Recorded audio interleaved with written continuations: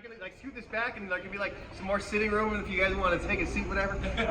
We'll see. So, I just want to find out who are you? I know a lot of you. I don't know everybody. Who is involved with Legend of Robin Hood? Well, we tried. Cool. That counts. Who saw it? Who saw it? Who is in no way involved in any way and has never met me before? I've got that. All right.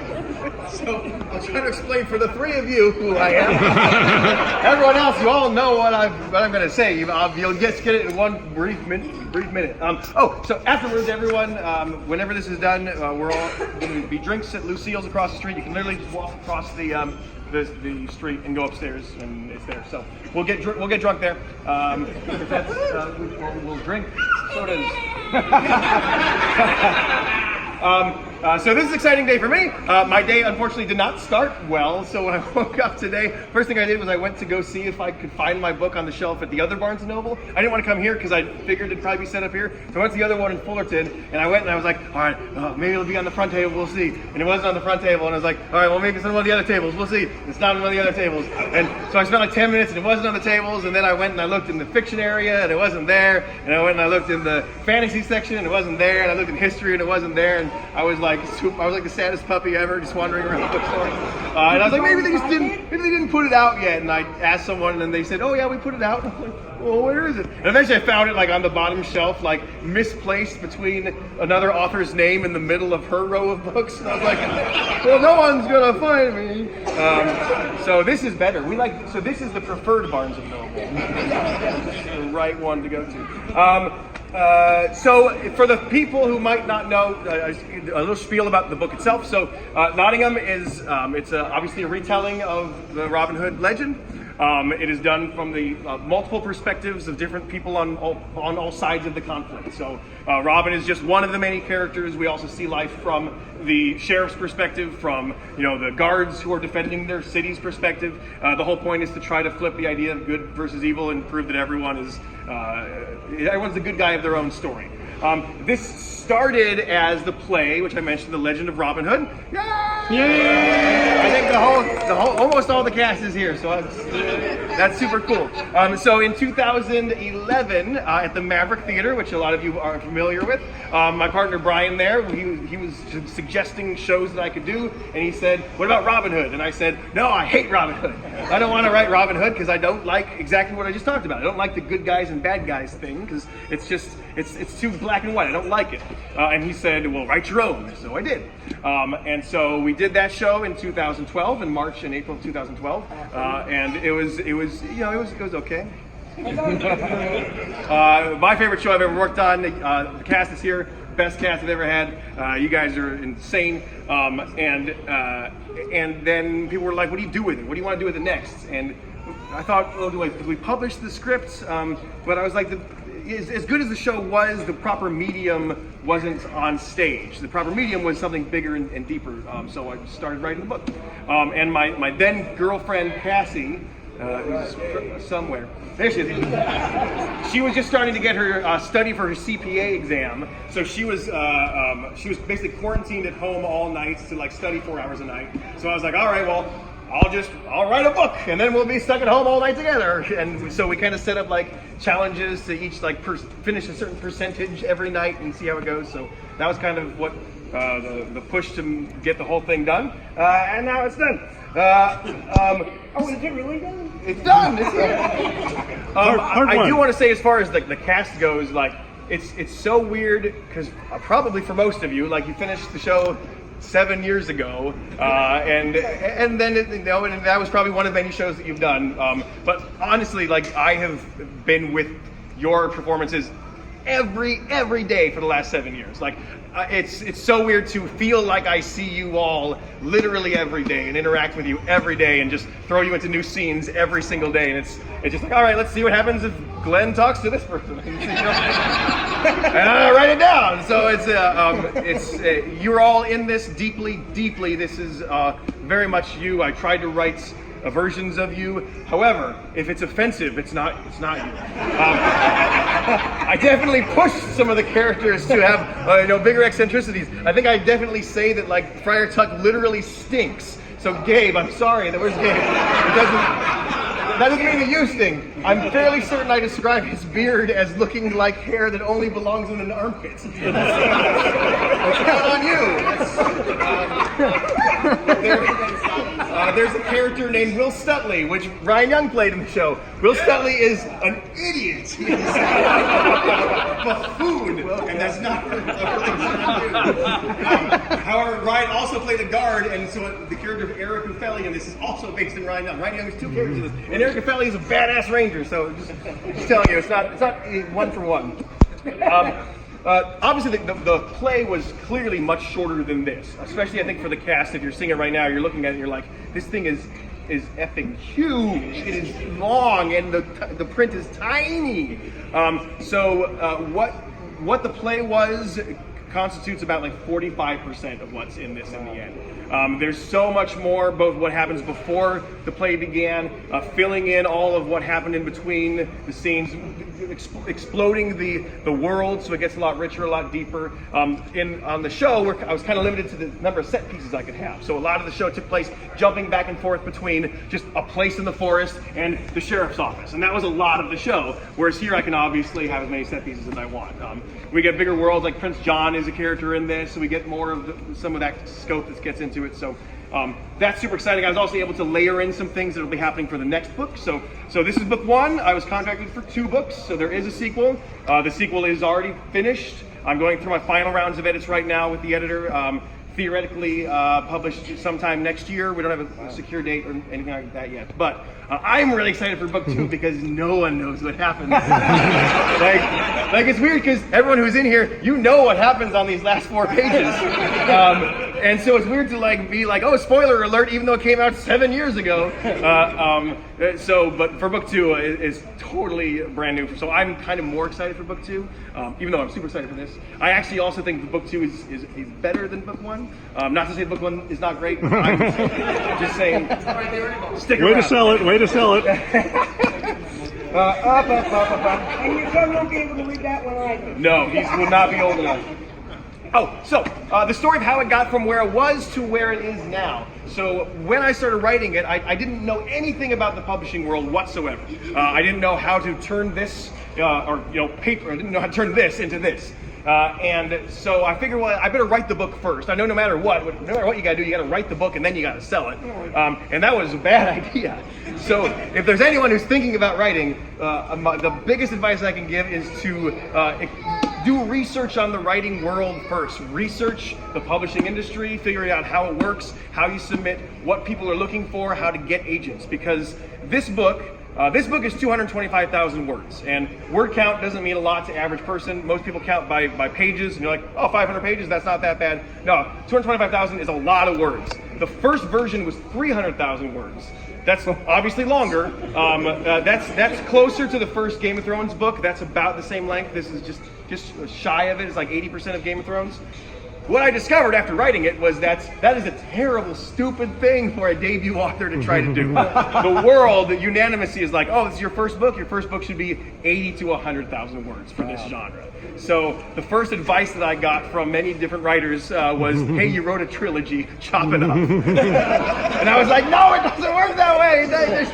It doesn't work. So that was dumb of me. It took me 2 years of what's called querying to send this to agents, and I just got obviously rejections for 2 years straight. I have them all pinned to my wall in my office because I wanted at least proof that I was doing something. Otherwise, if I just gave up one day, then nothing came of it. Or at least this wall was like, all right, I've gotten that many people pissed off at me. Eventually, I edited it down from where it was 300 to down to 225, and one of the agents was like, one of the agents who I had previously submitted to, and he said, I really want this, but I don't think I can sell it. And that was one of the main reactions I got from a lot of them. I mean, 200 of the rejections were all, nope. But the ones that looked at it said, I love it, but I can't sell it. Because they knew what I didn't know, that it's too long for a debut book. And so finally that one agent said, all right, it's Trimmer, I want it, we're doing this. It still took him 2 years to get it to a publisher for the same reasons, because publishers aren't going to look at this. And it's not just about the cost of printing the pages, it's about the hours for their editors, for their proofreaders, for their copy editors, for everything down the line. It's too much of an investment for someone that's an unknown entity. If it didn't have Robin Hood all over it, never would have happened. Absolutely not. I'm very lucky that it's a property that is known in the lexicon, so that's what made it possible. And obviously, still the fact that it is a $225,000 debut. $225,000 word debut is, I don't want to say it's a huge accomplishment, but it's a huge accomplishment. So I'm insanely lucky, and it really proves that they really did have a lot of faith in this book. So that's pretty great. And when I did get it, it was with Tor. Tor is like my dream publisher. So a lot of people don't really know what publishers are. You probably know the word Random House, and that's about it. Like, that's all I knew before I started going into the book world. Scholastic, sure. But I knew Tor, because half my bookshelf is Tor. Tor is like the name in sci-fi and fantasy. And so when my agent said, hey, I've got an editor who's interested, she probably wants some heavy rewrites, but it's with Tor. And I was like, I will put whatever they want in here. They want unicorns? I'm going to write unicorns. Tor just tells me what to write. I'll write that book. We don't need this one. That's fine. So the other thing I had stupidly done when I first started writing it was I was trying to make it not Game of Thrones, because it's very much influenced by Game of Thrones, and that there's multiple narrators who come back and forth and bounce off and back at different sides. I was trying to not exactly copy that. So instead, I had a different narrator for every single chapter. It was 30 chapters long, and 30 different characters narrated their chapters. And I love the idea, like, Robin Hood was literally one of many people, not more important than anyone.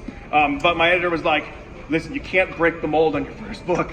That's not how books are written. People aren't going to accept that yet. You gotta pare it down. So it got pared down to 6 repeating narrators, and then a handful of like one-offs who do like the prologue and the epilogue and some along the way. And half of them are women. Surprising how weird it is that that's not the case in this genre. So I'm supposed to do a reading, starting on page 1. I offered you floor space to sit down. It's gonna be a week. Yeah. That's what I said. Just read the acknowledgement. My publisher suggested to read like 10 minutes. I'm not gonna do that. It's way too long. I just think that's weird. I'm gonna read 1 page, and then a quick blurb, just because I think it's weird to read my own stuff in front of you all. It's very embarrassing. What am I reading? Okay, so I'm gonna read 1 page from. This is a part where Robin and the Merry Men have effectively Marion's men. Spoiler alert! Have gotten very comfortable. They've started to do their heists on the road, and it's very easy. And so this is Robin's experience, seeing how the world gets easier along with that. They didn't even make bets anymore, is how bad it was. At first, every carriage heist was a gamble, not knowing if there would be an armed escort or some heroically spirited driver who might challenge them. Some of their targets surrendered easily, some made agitated displays, and only a few tried to escape, which of course Robin allowed. Eventually, patterns emerged, based on the number of travelers, their speed, the breed of the horses, any number of details. So the thieves would make bets on how each encounter would play out, and then surreptitiously attempt to influence that outcome. There was never any real danger. They never stole anything large enough to get in trouble, and Robin generally thought he ought to pat himself on the back for a job well done. The stranger evolution came when some of their victims began to enjoy it. There were horses with bells, there were colorful banners, there were audience members riding atop certain carriages who would hoot in ecstasy upon seeing Robin's crew. It was the pinnacle of surreal theater. When Robin waltzed out from behind a tree with an arrow knocked loosely in his bow, he received, of all the unfathomable things, applause. And now it was so predictable they didn't even make bets. "Do we look like a bear?" asked John Little. This was a real question, an actual and honest inquiry made from a living, breathing human being who very much wanted the answer to be yes. Do we look like a bear is not the sort of thing one ever expects to be asked in life. If Robin hadn't been shot in the leg by some archer halfway around the world, he would be currently answering questions about troop placement and siege weaponry. Instead, he was left staring at the curious combination of John Little's massive body and young Much's tiny one, sitting atop John's shoulders, with his arms reaching upward and his fingers curled into what were likely supposed to be claws. A brown sheep hide was draped over Much's head, and rather than stating that the entire thing was ridiculous, Robin was forced to admit that they did regrettably look like a bear. "I told you," John triumphed, squeezing Much's legs, and lumbered off to a position making sounds that were not bear-like at all, as they were in fact just the words stomp, stomp, stomp, repeated with each step. And worse than the eager robbery victims, worse than the growing monotony of making easy coin, and worse than the two-headed non-bear was the fact that Robin was actually enjoying himself. That's Robin making it easy. And I'm going to read one more quick part that's a little bit more serious. So this is basically a monologue from the sheriff. The sheriff's name is Roger DeLacy, and he gets obviously to he weighs the other side much more heavily than Robin's side. Most people see him as a bad guy, but in our version, he's just a good politician, and he's giving advice to Arable de Burrell. And she asks him, "Does it ever overwhelm you?" Arable asks. Roger DeLacy sat on the thick wooden table he used as a desk, cracked and flawed, both of them. He rocked back and forth, arms cupped around his knees. He looked like a child, despite the gray hair he could try to hide and the responsibilities he couldn't. "Of course not," he mumbled, his eyes focused on something out the window, far off but moving, a bird crossing the sky. "Nobody has ever been overwhelmed by anything. It's the sort of thing people say that doesn't make any sense. Overwhelmed. What would it actually take to overwhelm a person? How many troubles can a man have before they ooze out of his ears? Would his chest rip open and all his difficulties pour out onto the ground so he can simply lace himself up again and go about his day? To be overwhelmed would imply there exists a point that man cannot possibly take any more. And were he given even the tiniest of troubles further, he would cease to be, or explode perhaps. Astonishingly, this has never happened. That is our strength, mankind that is. We can always take more. Even at the edge, when you feel the cliff crumbling beneath your feet, when you think you're falling, you're not. You're floating. You've just never felt it before. We can always take more, Arable. There's no such thing as being overwhelmed." There were tears in his eyes, and she felt a strange sort of humility. He turned and winked. "I am, however, absolutely and utterly whelmed."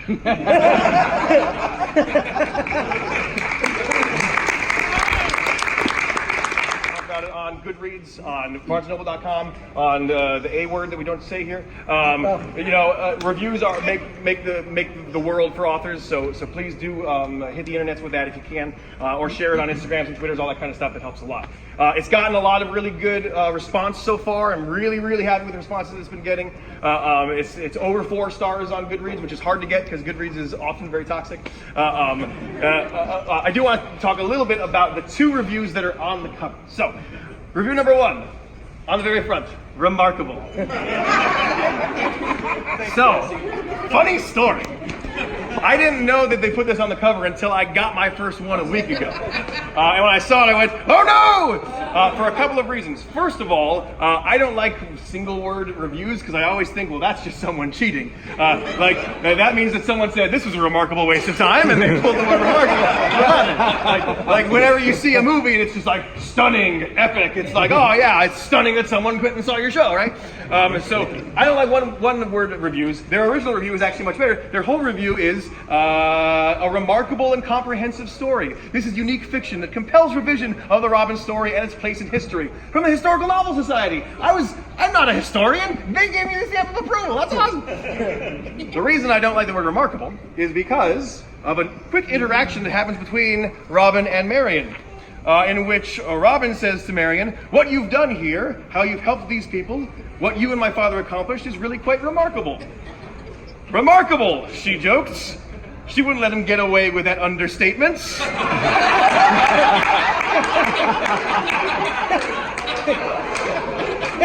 "It's able to be remarked upon. Oh, thank you." Remarkable. So, hopefully no one who wasn't here to hear that story sees that and thinks, "Is he making fun of his own review? Is that what a jerk?" I think that's all I've got to talk about. So now we're supposed to do a Q&A, and then we're supposed to sign things. So, does anybody have any questions? Thank goodness, let's get done. No. Did you submit The Legend of Robin Hood as the title? Oh, good question. So yes, when I first started querying it, I was calling it The Legend of Robin Hood. I quickly stopped that because a Google search told me that's been taken. It just wasn't unique enough. At one point I changed it to The Menace of Robin Hood, but that didn't feel right either. Eventually we landed on Nottingham, and I thought that was going to be like Nottingham and then maybe like a subtitle. Right. But we just went with Nottingham. Ironically, the sequel should be called Nottingham because the sequel takes place almost entirely in the city, whereas this one takes place kind of half and half. But we'll see. Yeah. Sequel is currently untitled, but I think I know what it's going to be. Any other questions? You're like, I've been standing for too long. No. All right. Nate, Yes. we know you very well. When is it going to be a movie? Or an updated play. An updated play. Oh, so good question. The play is being done next year in Arizona. Really? The guy who played William de Ferrer, who none of you know, if you don't already know him, I don't know why I told you that. David Chorley, who was involved with the show, he's now artistic director of a theater in Arizona, and he's going to produce this next year in May. Wow. So you could see it there if you want to take a 6-hour road trip. A movie? No. No, I can't even fathom. Well, I mean, the producer of Game of Thrones likes it, so it might be a movie. You never know, but odds are against. I mean, that last Robin Hood movie that came out was bad. So I think anyone in Hollywood's going to be like, yeah, we're not going to touch that movie. So. Any other questions? Yes. I wrote some of the book in front of Nottingham Castle. Yes, so I visited several times. Sorry, I cut you off. Was there more to that question? Or was that Like, how long were you there for, and how did the castle, like, visiting it? Ooh, so I've spent probably about maybe 2.5, 3 weeks in Nottingham at this point, like from a couple of trips. The first draft of book 1 was done before I ever visited it, but after visiting it, I did kind of go back and make some adjustments, getting a better understanding of the layout of the castle. But it is hugely influential on book 2. Again, because book 2 takes place so much more in the city and the castle. Like there's so many places, so many locations, and just the description was invaluable for sure. And even visiting like the museums, I was able to find more information about the times and different information about the layouts and things like that. And this is an original art they had done that they commissioned to have done by a really awesome line artist that is based on basically my descriptions of the castle to him. So it's not exactly accurate, but it is fairly close in how the castle has multiple tiers over a big rock. So yeah, thank you. You said you enhanced certain characters and whatnot. I made you more attractive, yes. Yes.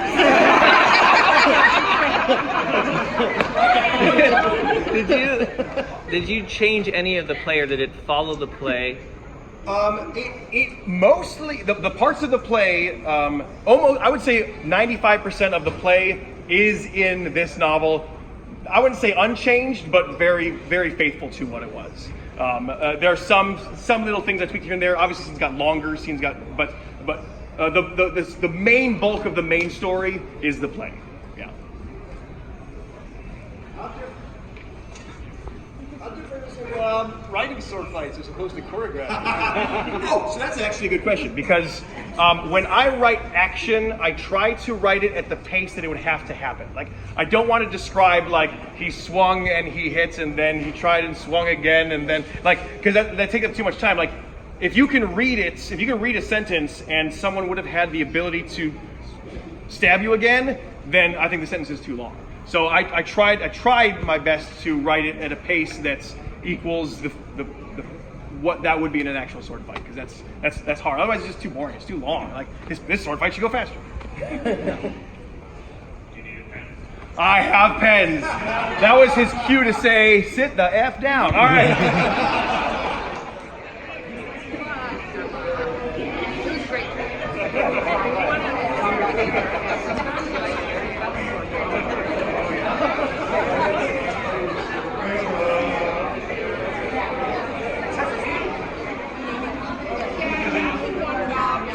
I don't want to get it wrong. 1 and or 2 ends. Okay, thank God.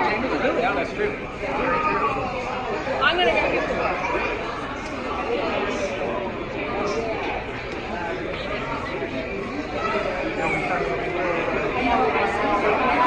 No, I want my version of the book.